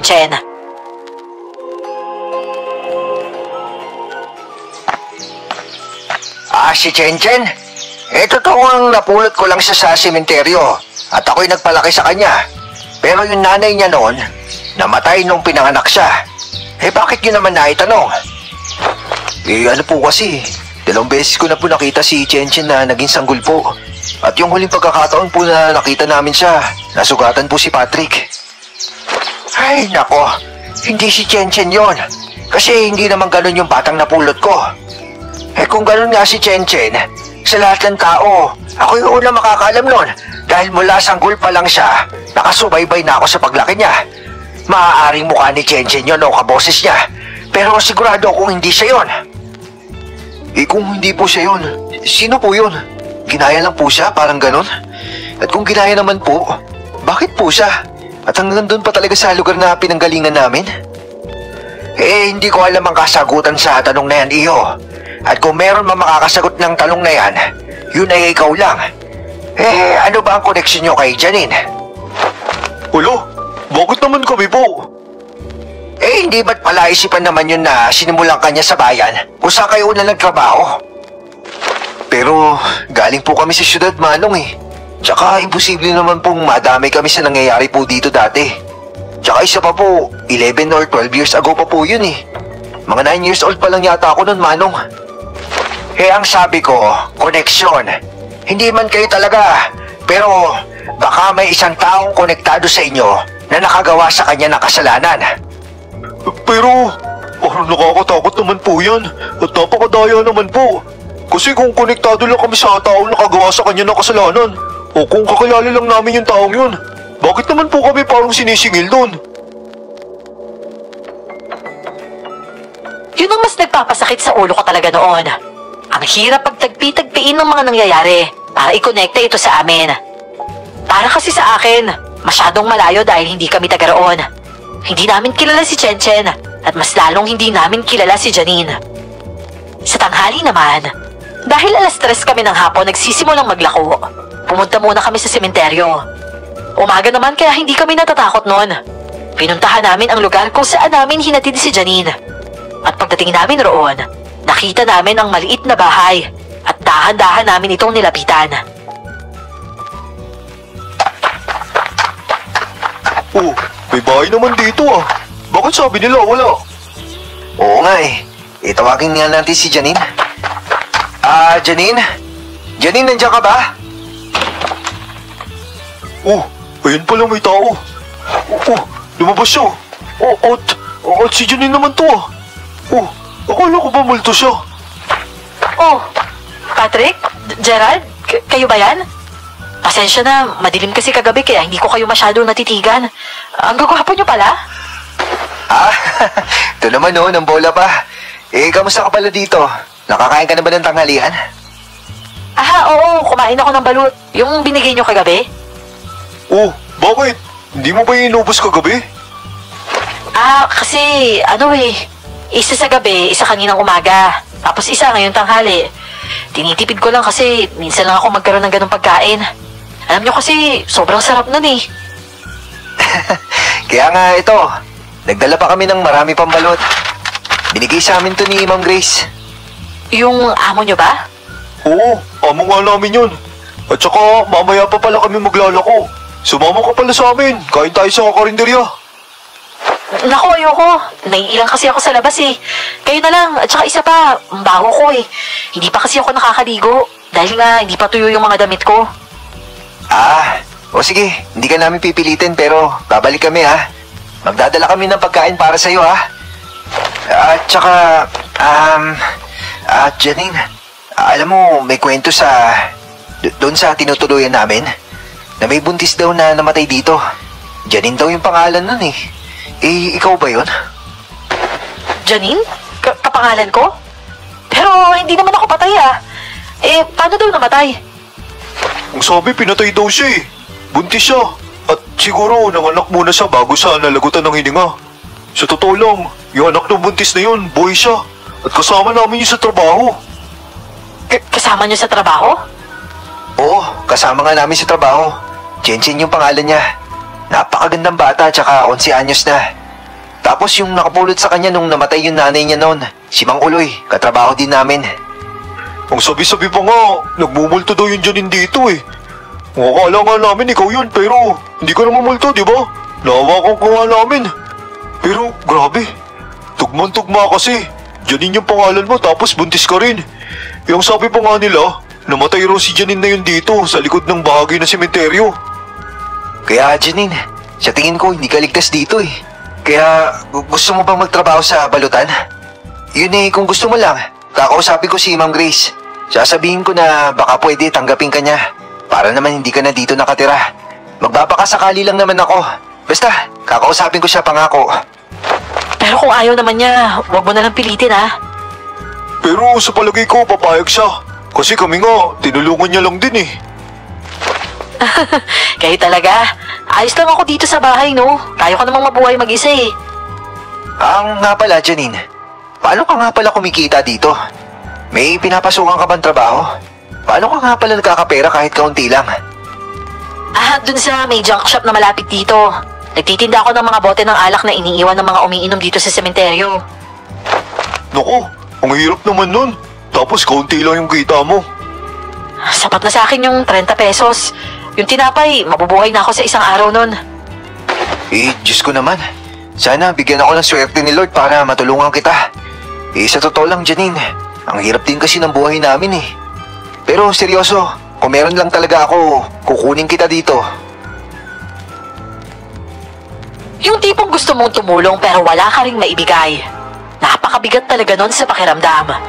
Kaya nang dumating ang tanghali, bumili na lang kami ng pagkain para sa kanya at muling dinala roon. Pagkatapos ay bumalik kami sa balutan at kinausap ulit si Ma'am Grace. Seryoso? Meron talagang buntis na nakatira doon? Meron po talaga, ma'am. At nandun talaga siya mismo. Yung party nga namin ng balot, binigay namin sa kanya eh. Tsaka binilihan din namin ng pagkain. Maliit lang talaga yung bahay niya doon, ma'am. At halos hindi siya makakain na maayos dahil sa kakapusan. Ay, nako. Grabe talaga. Medyo nakakakilabot yan ah. Pero, pwede niyo ba akong dalhin doon? Sa kwento niyo kasi parang nakakaawa talaga siya eh. O sige po, ma'am. Puntahan natin siya ngayon.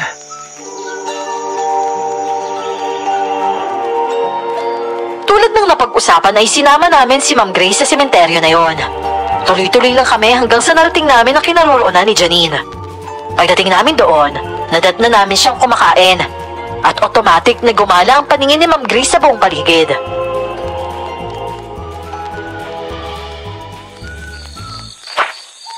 Diyos ko po naman. Nakaya niya talagang tumira dito? Wala na po siyang choice, ma'am eh. Iniwan siya ng nobya niya. At oo nga pala, Janine. Siya pala yung boss namin, si Ma'am Grace. Ma'am, siya po si Janine. Ma'am, naalala mo pa ba yung mukha ng dating Janine? Di po ba nasabi mo nakita mo siya noon? Oo, pero sandali lang. Parang namumukhaan ko nga siya eh. Namumukhaan mo siya, ma'am? Pero hindi ko maalala eh. Teka, ganito na lang. Janine, gusto mo bang sumama sa akin? Sa amin ka na lang tumira. Oh, di ba? Sabi ko sa'yo, Janine eh. Mabait talaga to si Ma'am Grace. Talaga po ba? Hindi po ba nakakahiya? Ano ka ba naman? Siyempre hindi. At kailangan mo ng tulong kasi kung dito ka, mahihirapan ka dito. Grabe ma'am, nakakahiya naman po pero kung tatanggi naman po ako dahil sa hiya, sayang naman po talaga. Ay nako, sayang talaga. Kaya piliin mong baliwalain niyang hiya na yan at sumama ka na sa amin. Halika na, bibigyan kita ng trabaho at maayos na tirahan.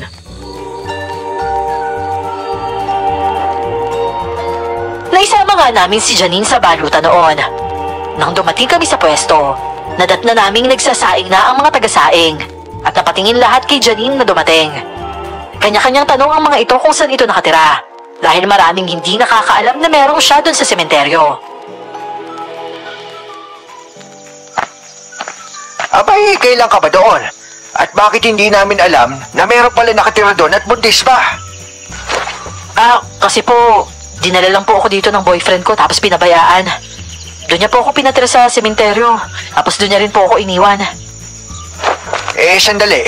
Ang pangalan mo baka mo ay Janine? At saka yung ganyang kwento, parang karanasan ni Janine yan. Nobyo niya rin yung dahilan kung bakit siya nandun sa sementeryo. Teka, hindi kaya... Nako Gerald, totoo ba talagang buhay siya? Baka mamaya multo yan ha? Opo, Mang Uloy. Ito nga po, nahawakan ko po siya, oh. Ibig sabihin po, buhay po talaga siya. Tugma kasi yung kwento niya sa buhay ni Janine eh. 7 buwan din buntis noon si Janine. At 7 buwan ka rin buntis iya, di ba? Parehas ba kayo ng pangalan? Pareho kayo ng pinagdaanan. Tapos yun nga, kamukha mo pa siya. Kamukha niya ho? Hala, Janine, paano kung ikaw nga talaga siya? Di ba patay na si Janine? Yung dating Janine? Buhay pa naman ako ah. At kung ako nga po yung Janine na yun, dapat po may anak ako katulad nitong batang kasama nyo. Oo nga naman. At saka dapat matanda na siya. Pero sa totoo lang, kahit ako napapaisip din Janine eh. Pero ito lang ang tanong ko ah. Kilala ba po itong taong to? Sige po ma'am, patingin nga po ako ng litrato. Opo, kilala ko po siya. Si Brando po yan. Oh, alo, bakit ka po may picture ni Kuya Brando, ma'am? Magkakilala kayo? Yung kuya kasi nitong si Brando, ex yun ng ate kong namatay. kilala niyo po pala si Brando? Tapos, kayong dalawa rin, Patrick at Gerald? Tropa po namin yun eh. Siya yung rason kung bakit kami nandito. Pero wala siya nabanggit sa amin tungkol sa kuya niya. At hindi rin namin alam na may kuya pala siya. Yan, totoo nga niyan. Wala kami masyado alam tungkol sa kanya eh. Pero teka, ibig sabihin lahat tayo konektado kay Kuya Brando. Lahat tayo kilala siya eh. Janine, paano mo nga pala nakilala si Kuya Brando? Kuya niya kasi yung tatay ng dinadala ko. Ano? Kaya pala may picture kayong dalawa ni Brando. At nakuha yun ng ate ko sa... Pero kasi, ang picture na to... Oh, bakit po, ma'am? Tsaka oo, parang bata pa nga dyan si Kuya Brando. Parang may ilang taon na rin nakalipas yan. Pero... Mabuti pa. Tulungan na lang natin siya. Huwag na natin problemahin yung mahirap problemahin. Oo nga naman. Sige, Janine. Magpahinga ka muna, Iha.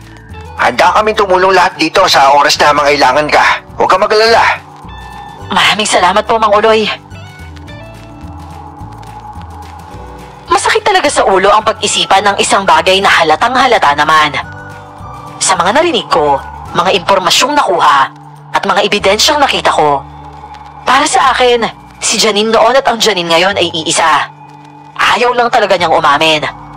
Ang hindi ko lang talaga maunawaan ay kung siya nga si Janine, bakit buntis pa rin siya nung panahong yon?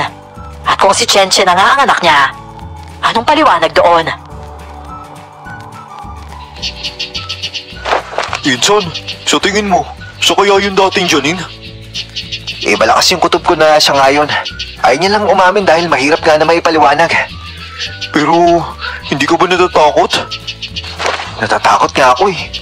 Parang tayo pa yung nagpapasok ng mumu dito sa balutan. Pero kapag nakakausap ko naman si Janine, naawa naman ako. Hayaan mo na lang. Basta't ang importante, okay siya.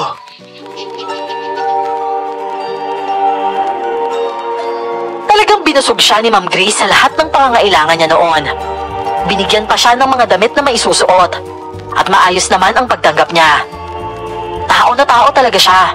Yung tipong wala kang makikitang pinagkaiba sa isang normal na tao. Pagsapit naman ng 3:00 ng hapon, nagsimula na kaming maglako. Pagpatak ng 7:00, nadaanan namin si Chenchen sa daan. Tila ubos na rin ang kanyang mga panindang balut. Agad kong pinahinto ang motor at lumapit ako para kausapin siya. Chenchen, ano? Ubus na yung mga balot mo? Ubus na. Bakit? Bibili ka?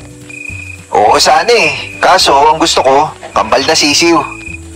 Magjo-joke ka na nga lang, kuya. Ang corny-corny pa. Bakit nga po pala?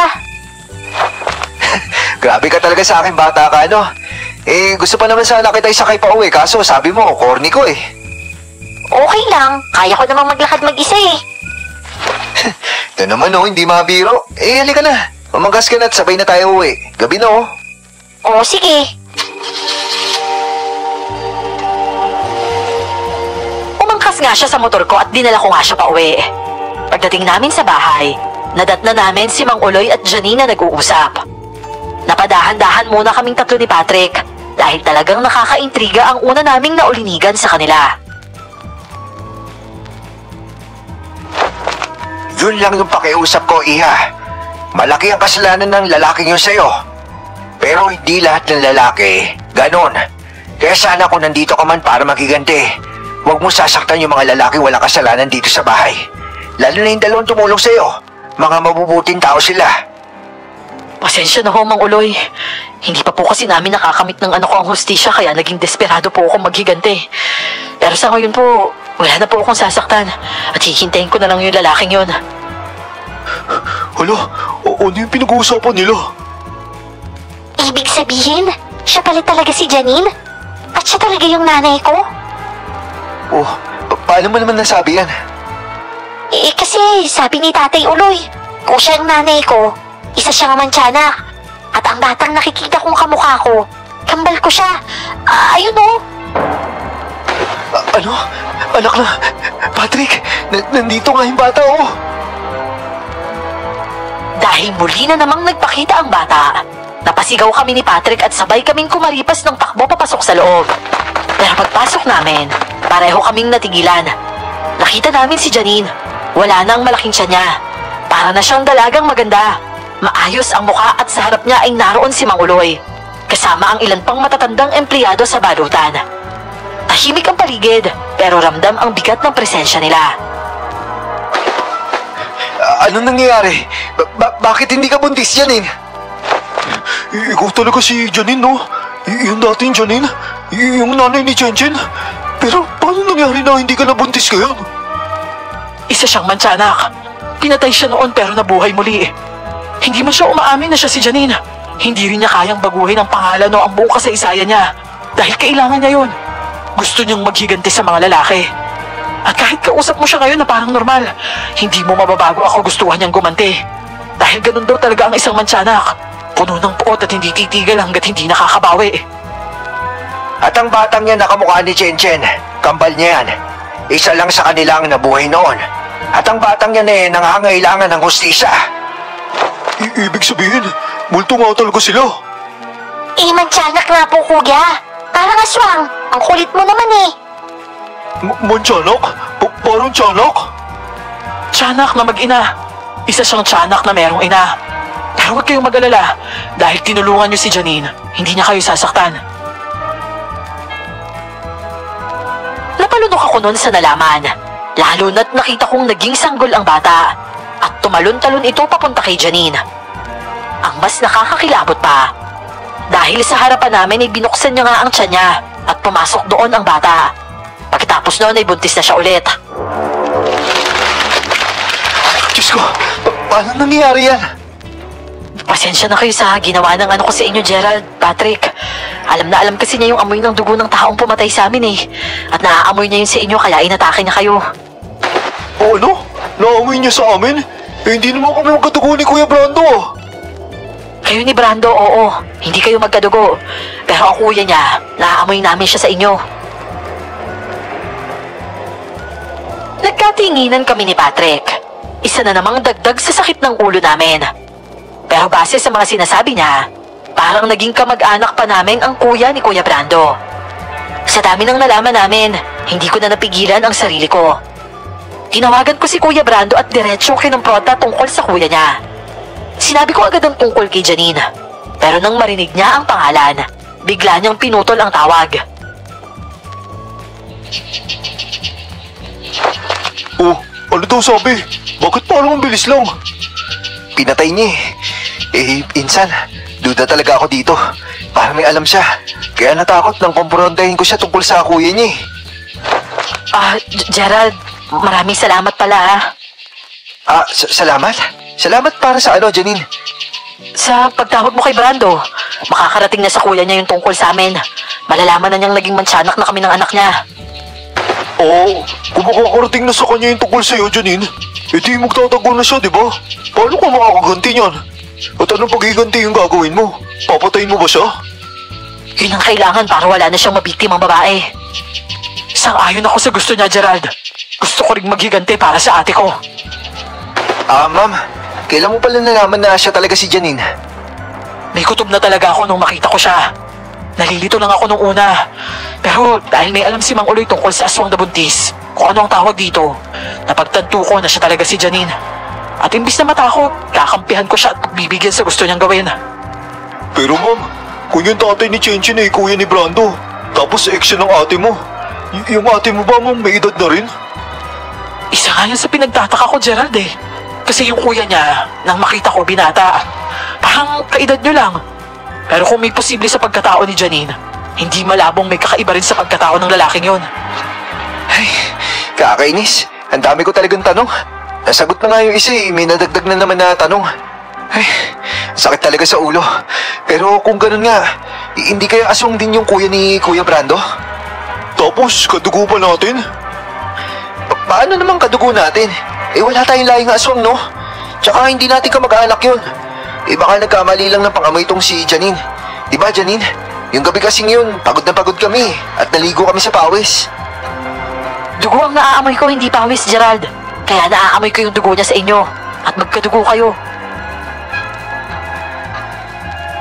Pakamot-kamot na lang ako ng ulo noon. At dahil nga sa tinawagan namin si Kuya Brando, hindi ko talaga inasahan ang magiging resulta noon. Oo nga't nagpasalamat si Janine sa amin dahil sinabi ko kay Kuya Brando ang tungkol sa kanya. Pero hindi ko talaga inasahan na dahil doon ay may darating na kagimbal-gimbal na pangyayari. Dahil kinagabihan, nang pauwi na kami, may biglang humarang na nakakatakot na nilalang sa amin. Talagang bumaliktad ang motor ko noon dahil sa biglaang sulpot nito sa harapan ko. Tuminapon ako at tumama ang balikat ko sa isang puntod. Walang iya talaga, Gerald. Ang sakit, Insan. Teka, Diyos ko, anong klase nilalang yan? Nasaan si Janine? Sabihin mo sa akin kung nasaan siya! Teka, huwag mo akong patayin. Bitawan mo yung leg ko. Uy, bitawan mo yung pinsan ko. Patrick, huwag kang lumapit. Pero binilisan niya ang takbo ng motor niya at binangga ang halimaw na yon. Pero imbis na ang halimaw ang matumba, motor niya ang bumaliktad. Patrick, sabi ko huwag eh. Tama na, hindi ako makahinga. Sabihin mo sa akin, nasaan si Janine? Nasa simenteryo siya. Nandun siya ngayon. Kaya tama na. Bitawan mo na ako. Hindi ako naniniwala sa'yo. Tumayo ka dyan! At ikaw na mataba ka! Kung sakaling nagsisinungaling man ang lalaking ito, puntahan mo si Janine at sabihin mo sa kanya na pumunta sa simenteryo. Iligtas niya ka mo itong kasama mo! Teka, saan mo tatay yung pinsan ko? Huwag mo sasaktan! Gerald! Anong gagawin ko? Baka patayin ko yan! Teka, siguro, pwede naman natin ito pag-usapan na swang! Umalis ka na, Patrick. Hindi madadala sa pakiusap yung aswang. Sige na, tawagin mo si Janine kasi yun yung gusto niya. Ibig sabihin wala talaga sa simenteryo! Sinungaling! Muntik na talaga akong mawala ng pag-asa noon. Napasigaw ng malakas si Patrick nang akma akong sasaksakin ng aswang ng mahaba niyang mga hook sa mukha. At kung kailang isasaksak na niya ito sa akin, biglang may umatake sa kamay ng aswang na yon at natumba rin ito. Takot na takot akong gumapang agad-agad at umiiyak na tinakbo ako ni Patrick para tulungan na makatayo. Ako ang harapin mo! Hindi matatay kita! Ikaw ang pumatay sa amin at ikaw rin ang papatayin ko ngayon! Sa wakas, nagkaroon ka rin ng katawang aswang anak ko! Papatayin ko na ang nanay mo para tuluyan ka na magkaroon ng sariling katawan! Sa aming dalawa, nanay ko lang ang dapat mabuhay! Ako ang pinatay mo at hindi siya! Ako na dapat ang namatay! Hindi mo na dapat ako nilagay sa tiyan niya! Gusto ko nang magpahinga at mangyayari lang yun kapag napatay kita! Inatake ng aswang na yon ang aswang na parang aso pero mas malaki pa sa tao. Hinila na ako ni Patrick noon, palayo sa dalawang aswang na nag-aaway. At habang tumatakbo, nakita namin si Janine na maliit na naman ang tiyan at naaktuhan namin ang pagiging anyong aswang niya. Buhaghag ang buhok niya at lumaki din siya. Napunit ang damit niya at napalitan ito ng kulubot na balat. Bilang anyong aswang, mas lalo siyang nakakakilabot dahil mas nakikita ang bukas niyang tiyan at nakanganga talaga ito. Janine, Umuwi na kayo, Gerald! Kami nang bahala sa kanya! ano? Isa lang kayo ng boses tsaka bukol ng bibig. Janine, maraming salamat talaga. Patrick, halika na! Habang tumatakbo kami ay panay ang punan ni Patrick sa paraan ng pagsasalita mag-isa ng aswang. Parehong bumubuka ang bibig nila, pero isa lang ang boses na maririnig. Parang isa lang talaga sila na dalawa lang ang katawan. Mabilis na umatake si Janine sa aswang na nilalang na umatake sa amin. Masyado itong malakas kaya medyo nahihirapan ang dalawa. Malapit na lang din kasi sa balutan ang lugar na yon, kaya hindi na nakakapagtaka kung bakit nakasalubong namin sila Mang Uloy, Ma'am Grace at iba pa na nasa balutan. Nasa sila nanay, kuya? Chen, ba't ka nandito? Anong ginagawa mo dito? Dahil sa nilalang na yon, nawalan ako ng ina at kapatid. Hindi ko makakasama bilang normal yung kakambal ko. Hayop siya! Gerald, iyo, kailangan tayo ni Janine. Gamitin mo ito. Ano po yan? Pupunyalo? At ano po itong isa? Asin? Gamitin nyo yan. Malakas yan na panlaban sa aswang. Dahil nakita kong lalaban si Chen at tila handa rin si Ma'am Grace, kinuha ko ang punyal. Wala nang rasong tumakas kung may sandata naman. Kinuha rin ni Patrick ang isang punyal at saka kami nagtinginan sa isa't isa. Insan, huwag na tayo maging duwag. Wala tayong lahing ganun. Sigurado ka ba dyan? Oo, sige. Kunwari wala tayong lahing ganun. Kahit kanina ka pa amoy mapanghi. Ako lang ba? Ikaw din naman mabuti pa, tara na. Tulungan na natin sila. Pinatay ko ang takot ko noon. Nakakahiya naman kasi sila Grace at Chen. Talagang lalaban. Tapos kami tatakbo lang. Pinagtulungan namin ang aswang na yon. Ultimo pagtaktak ko ng punyal sa aswang na yon, halos hindi ako makatama. Dahil nga naduduwag ako. Pero sinikap kong makalaban. Lagyan niya na asin ang punyal na hawak nyo. Kaunting sugat lang yan sa aswang at mag-iinda na yan. O sige, Manong. Gerald, kaya mo to. 1, 2, 3. Mamatay ka na, aswang ka! Sa pagkakataong yun kasi ay sakal na sakal ng aswang si Janine na nasaan yung aswang din. Pero sinabuyan siya ni Patrick ng asin. At ako naman ay sinaksak siya sa likod. Napadaing siya sa sakit at naging mas malagim ang angin niya. Mas lalong sumikip ang dibdib ko sa takot. At napalunok ako nang tingnan ako ng aswang dahil sa pagkakasaksak ko sa kanya. Kapag talaga matapang ka ba? Pagbabayaran mo itong ginawa mo to! Bitawan mo ako! Papatayin kita! Mamamatay ka! Wag! Insan! Pumalak ka! Ginagawa ko na! Pero yung kuko niya nasa leg ko! Bitawan mo siya! Kuya Gerald! Saksakin mo yung kamay niya! Hoy, aswang! Bitawan mo siya! Ako harapin mo! Akin na yung asin, Patrick! Hoy, aswang! Bitawan mo yung kasama namin! Kasabay ng paghagis ni Ma'am Grace sa asin, umatake ang mantsanak na mag-ina ng sabay. Pagkalat nila ay umusok sa asin na tumama, pero hindi sila nagpatinag at nasaksak ng inang mantsanak ang tiyan ng aswang. Sinaksak ko rin kasi ang braso niya at paulit-ulit itong binabato ni Patrick at Ma'am Grace ng asin. Mabilis ding kumilos si Mang Uloy at sinaksak sa tagiliran ng aswang. Saka umakyat ang sagol sa katawan ko at gumapang pa sa ulo ko. Saka nginata nito ang leeg ng sarot. Yun ang masaklap na katapusan ng aswang na yon. At nang mapatay namin ito, kanya-kanya kaming pahinga sa kung saan-saan kami nakatayo.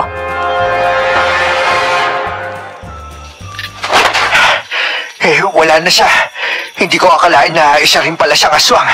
Akala ko simpleng tao lang. Ako nga rin po Akala ko simpleng tao lang. Hindi talaga siya simpleng tao. Isa siyang sarot at gusto niyang gawin akong ganun noon pa. Pero dahil ayaw ko, niyanggaw niya ako ng sapilitan at sinaktan. Meron siyang ginawang proseso at ang patayin ako ang paraan niya. Anak niya kasi ang gusto niyang gawin tulad niya. Inagapan ko lang na iluwal yung isa. Gusto ko sana, 2 sila. Pero isa lang ang nailabas ko at ang isa ay hindi. Nay, nasaktan ka po ba? Insan, ayos ka lang ba? Oo nga pala. Yung sanggol. Ano nangyari? Gusto na niyang magpahinga. Ayaw niyang maging ganun siya lagi dahil ang totoo, hanggang sanggol na lang talaga siya. Gusto niyang mamatay na lang, kaya ang mapatay ang tatay niya ang paraan para makamit din yung pangarap niya. Kawawa naman ang kambal ni Chen. Pero salamat sa kanya dahil ipaghiganti ko rin yung ate ko. Teka, nagbabago na anyo Yoso. Yun na yung tunay niyo anyo. Iyan nga yung ex ng ate ko. Pero, bakit parang nagbabago ulit? Dahil bumabalik siya sa pinaka-original niyang anyo. Ayun na. Pero, Manong Uloy, pwede po bang pakiilaw yung mukha niya? Para kasing kilala ko siya. Ito. Bakit? Naalala mo ba siya? Teka, Uncle Soy? Kilala niyo siya? Teka, bakit? Siya yung tiyuhin namin na walang asawa. Ano? Sobrang nakakagimbal talaga yon.